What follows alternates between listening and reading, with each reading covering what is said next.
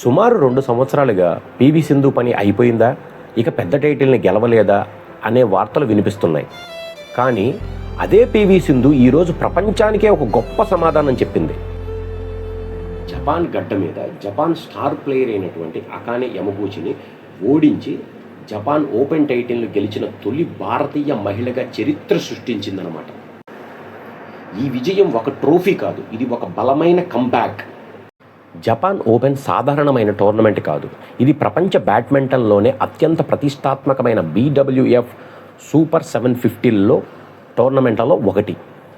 ఈ టోర్నమెంట్లో ప్రపంచంలోనే అత్యుత్తమమైన ఆటగాళ్లు పోటీ పడతారు. ఇప్పటి వరకు ఎందరో భారతీయులు పోటీ పడినా కానీ ఎవరూ విజయం సాధించలేకపోయారు, టైటిల్ని కైవసం చేసుకోలేకపోయారు. కానీ ఆ చరిత్రను మార్చింది పీవీ సింధు. ఫైనల్లో ప్రత్యర్థి ఎవరు? అకానే యమగూచి. 3 సార్లు ప్రపంచ ఛాంపియన్షిప్ను సాధించిన గొప్ప క్రీడాకారుడు. అలాంటి ఒత్తిళ్లలో కూడా పీవీ సింధు ఒక్క అడుగు కూడా వెనక్కి తగ్గలేదు. 21-17, 21-17 ఫైనల్లో మ్యాచ్ను విజయవంతంగా ముగించింది. ఈ విజయం ఒక్క రోజులో రాలేదు. గాయాలు, ఫామ్ కోల్పోవడం, అందరూ సింధు పని ఇక అయిపోయింది, ఇక ఆడలేదు, ఇక గెలవలేదు అని అందరూ అన్నారు, అందరూ విమర్శించారు. కానీ ఛాంపియన్లు ఓటములతో వెనుదిరగరు, లెగుస్తారు, విజయాన్ని సాధిస్తారు అని ఈ టైటిల్ మళ్ళీ ఇంకొకసారి నిరూపించింది. ఈ విజయం తరువాత అందరి చూపు కూడా ప్రపంచ ఛాంపియన్షిప్ మీదే ఉంది.